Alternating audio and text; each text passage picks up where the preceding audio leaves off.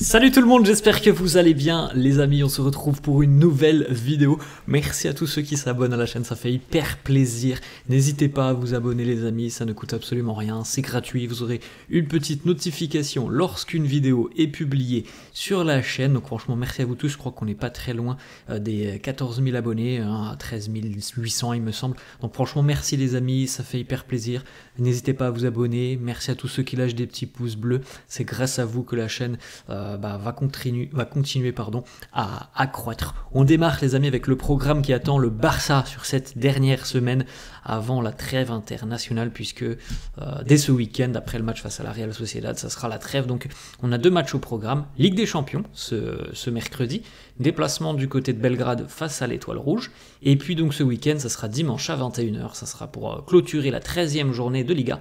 Le déplacement aussi du côté d'Anoeta face à la Real Sociedad. On enchaîne avec les unes des quotidiens barcelonais. Le quotidien Sport qui titre Por la vía rápida, par la voie rapide sur l'autoroute, voilà comme on pourrait le traduire en français.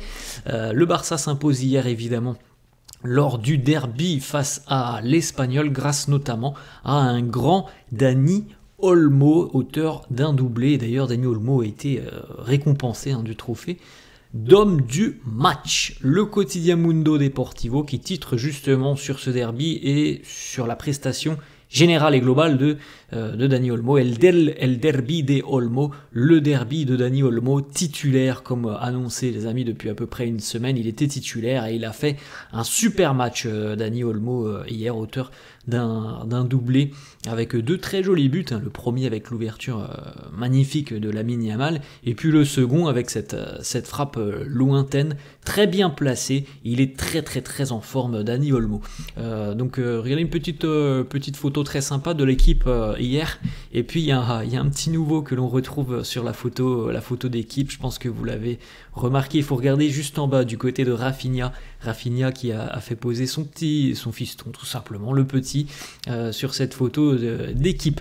Une petite photo aussi qui a eu lieu juste avant le match, la présentation du trophée de trophée Copa de Lamine Yamal, meilleur joueur U21 au monde, trophée qu'il a reçu évidemment la semaine dernière lors de la cérémonie du Ballon d'Or. Il a pu donc voilà présenter ce trophée au public qui était présent hier à Montjuic. Le Barça s'impose donc 3-1 hier avec une première mi-temps convaincante et aboutie, une seconde mi-temps où franchement les Catalans se sont arrêtés un petit peu de jouer. Ils étaient surtout dans la gestion, ce que l'on peut comprendre évidemment puisqu'il y avait déjà 3-0, mais la première mi-temps est très satisfaisante. Donc voilà, 3-1, doublé de Dani Olmo et un but aussi de Rafinha. Rafinha voilà, qui a déjoué la sortie du gardien de l'Espagnol. Alors il y a eu un léger contact entre les deux, mais il a eu le temps voilà, de pousser astucieusement, de lober astucieusement le gardien de l'Espagnol. C'est Puado qui va réduire la marque pour l'Espagnol en seconde mi-temps, mais voilà, le Barça a quand même plutôt bien géré cette rencontre en se mettant à l'abri tout simplement en première période.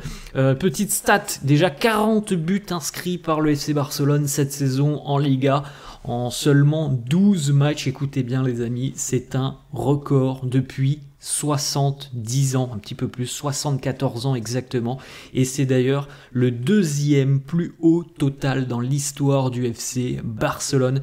La dernière fois que le Barça avait marqué autant de buts après 12 matchs de championnat, c'était en 1950-1951. Donc là, on est sur des statistiques, des bases statistiques qui sont monstrueuses. Je ne sais pas si on se rend compte quand même, mais on n'avait même pas des stats comme ça il y a quelques années en arrière, quand on avait du Messi, du Luis Suarez, du Neymar. Ça n'est jamais arrivé depuis 74 ans d'avoir des stats comme ça après 12 matchs de Liga. C'est tout simplement monstrueux. Regardez par exemple, ce qui est frappant aussi, c'est l'efficacité. Encore 3 buts marqués hier. Regardez, du côté du Barça, on a marqué 40 buts avec un expected goal de 30. Donc c'est dire qu'on est encore plus productif que les statistiques. On est chirurgical devant le but pour le Barça. C'est assez incroyable. Autre petite information, le Barça avec ses 40 réalisations depuis le début de saison, c'est autant, c'est même plus de buts que le Real et l'Atlético combinés qui à eux deux atteignent la barre des 39 buts. C'est monstrueux. Voilà, c'est tout simplement monstrueux ce qu'est capable de réaliser le Barça sur ce début de saison. À Montjuïc, le bilan est parfait pour les Catalans. 7 matchs, 7 victoires entre la Liga et la Ligue des Champions. Personne pour le moment n'a été en mesure de venir prendre des points du côté de Montjuïc.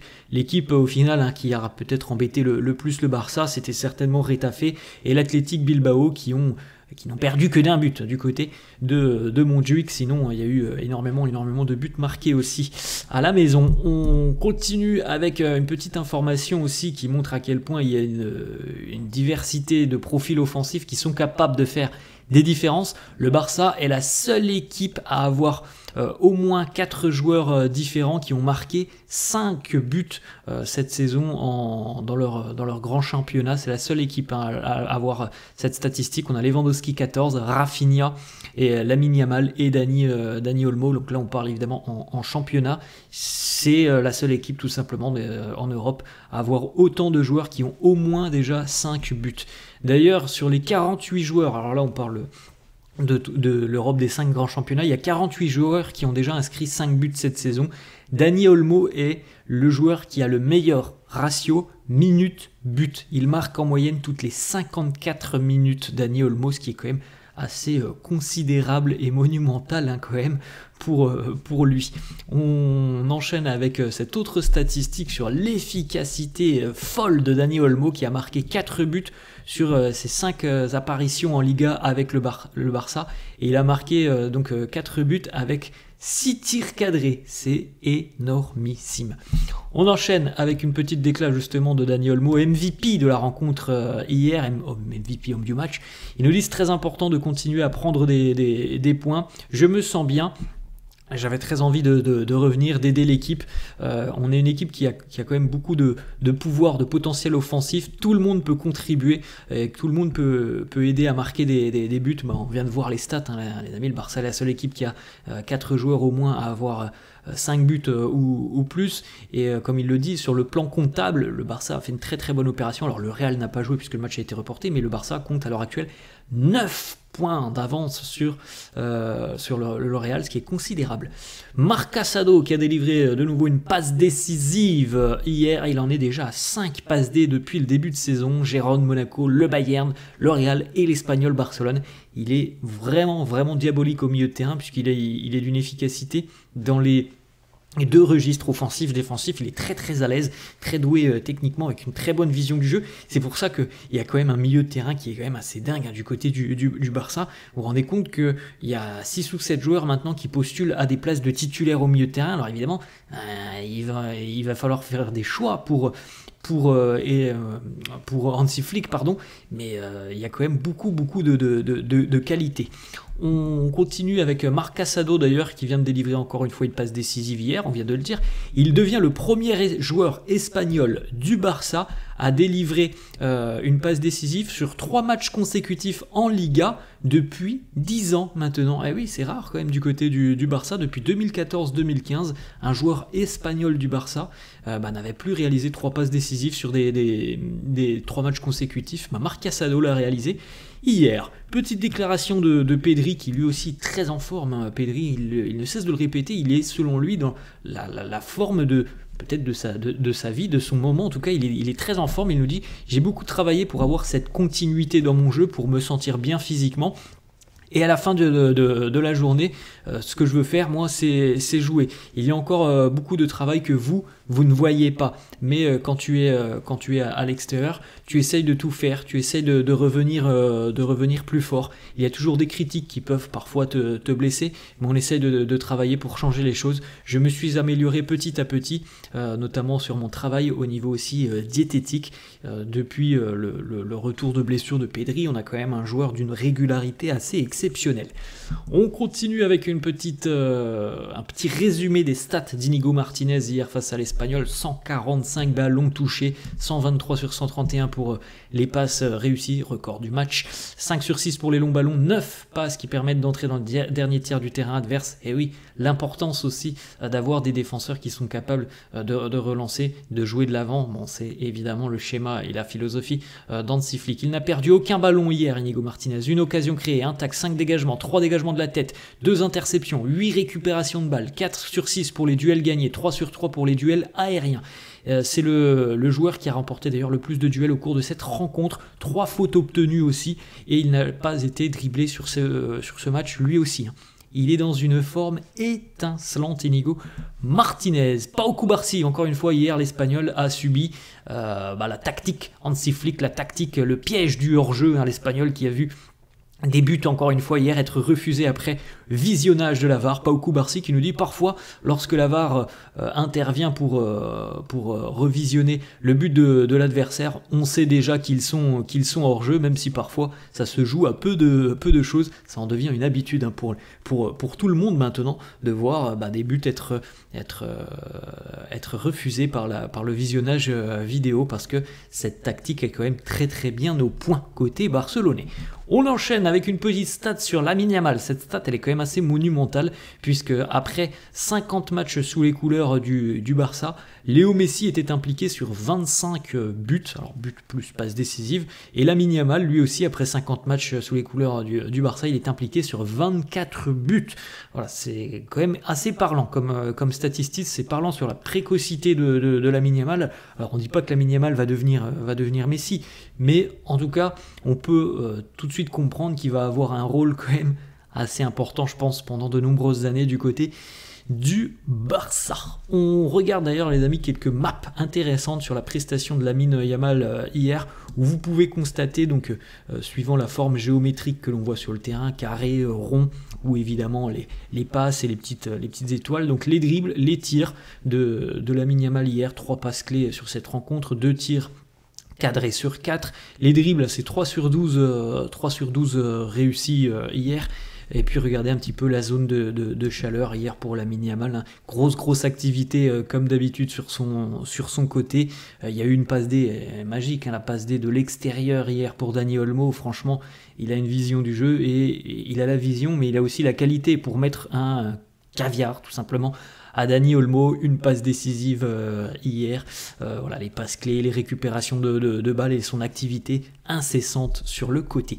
On poursuit avec quelques déclarations. Hansi Flick qui nous dit: le derby c'est toujours compliqué. En première mi-temps, l'équipe a montré un grand niveau, et en seconde période, nous n'avons pas joué comme d'habitude, nous avons perdu beaucoup de ballons, et c'est l'une des raisons pour lesquelles l'Espagnol a pu marquer. Nous devons améliorer cela. Bon, je pense que voilà, l'équipe était surtout dans la gestion en seconde mi-temps, parce que il y avait 3-0. S'il y avait eu 1-0, je pense qu'on n'aurait pas eu la même physionomie de rencontre. Hansi Flick sur la seconde mi-temps, il nous dit: j'ai dit à l'équipe que j'acceptais cette seconde mi-temps parce qu'ils avaient déjà fait du très très bon travail, mais ce mercredi en Ligue des Champions, on va devoir rendre une copie et une performance encore meilleure. Voilà, c'est vrai que bon, après, comme on le dit, mais quand tu as fait le boulot, qu'il y a 3-0 à la mi-temps, bon, normalement quand tu es supérieur comme ça, tu peux te permettre d'être un peu dans la gestion, comme ce fut le cas hier. Fermin de retour, Gavi de retour, Frenkie de Jong de retour, Casado, Pedri à un très très bon niveau. Lequel allez-vous choisir? Ça, c'est la question d'un journaliste. Hansi Flick qui nous dit: je vais jouer avec 6 milieux de terrain, c'est ok pour moi. Évidemment, c'est une boutade, mais voilà, il y a des choix qui vont être quand même des choix de riches, on va dire ça comme ça, pour Hansi Flick, parce qu'il y a beaucoup de qualité, mais il n'y a pas si place au milieu de terrain du côté du Barça.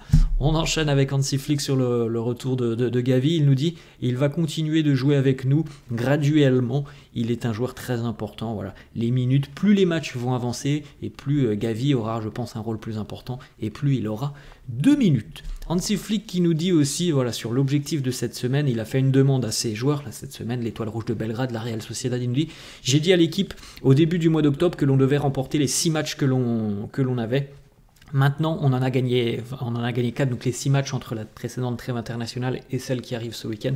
On en a gagné 4, il en reste 2. Je serais très heureux si on gagne ces 2 derniers matchs. Voilà, avec 2 déplacements, c'est évidemment plus compliqué. C'est là que le Barça a perdu des points depuis le début de saison en déplacement, que ce soit en Ligue des Champions du côté de Monaco notamment, ou encore face à Osasuna. Donc voilà, c'est des déplacements sur le papier. Ça semble être assez en faveur du Barça, même si c'est pas facile d'aller jouer du côté de Belgrade et pas facile d'aller jouer du côté d'Anoeta.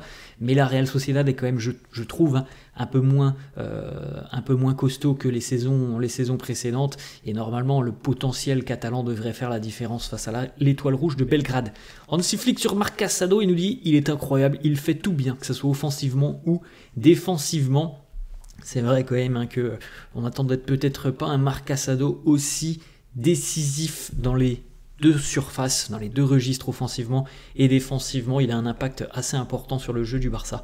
Ferran Torres n'était pas présent hier au stade, il n'était pas là pour soutenir ses coéquipiers. Bon, franchement, c'est normal. Hansi Flick nous dit je comprends tout à fait le fait que Ferran n'est pas venu au stade aujourd'hui, il y a beaucoup plus important que le football. Évidemment, on parlait de tout ce qui s'est passé à Valence, c'est normal. Ferran qui est venu, qui était de retour à Valence pour aider évidemment la communauté, pour aider les personnes touchées par les intempéries. Petite déclaration de Manolo González, l'entraîneur de l'Espagnol, qui nous dit quand le Real et le Bayern ont perdu par 4 buts contre le Barça, ils ont dit que nous perdrions aujourd'hui par 8 buts, mais nous n'avons perdu que par 3 buts. Bon, tant mieux pour l'Espagnol s'ils sont satisfaits de ça. Après, franchement, comme on l'a dit tout à l'heure, si le Barça n'avait pas géré la seconde mi-temps, je pense sincèrement qu'on aurait eu encore peut-être 2 ou 3 buts de plus. Donc voilà, tant mieux si l'Espagnol est satisfait d'avoir pris 3 buts, tant mieux pour eux. Petite photo pour terminer, Joga Bonito, vous avez peut-être vu hier ce contrôle magnifique en extension, puisqu'elle a les 2 pieds décollés, le contrôle de Rafinha hier sur une transversale qui est arrivée. Voilà, il nous a réalisé ce contrôle en mode talonnade, un petit peu à l'ancienne comme Neymar. C'était voilà, une belle situation. Voilà les amis, la fin de cette vidéo, j'espère que ça vous a plu. N'hésitez pas quand même à lâcher un petit pouce bleu. Merci à tous ceux qui le font, n'hésitez pas à vous abonner à la chaîne. Merci à tous ceux qui le font, je vous souhaite une bonne journée et je vous dis à la prochaine. Ciao.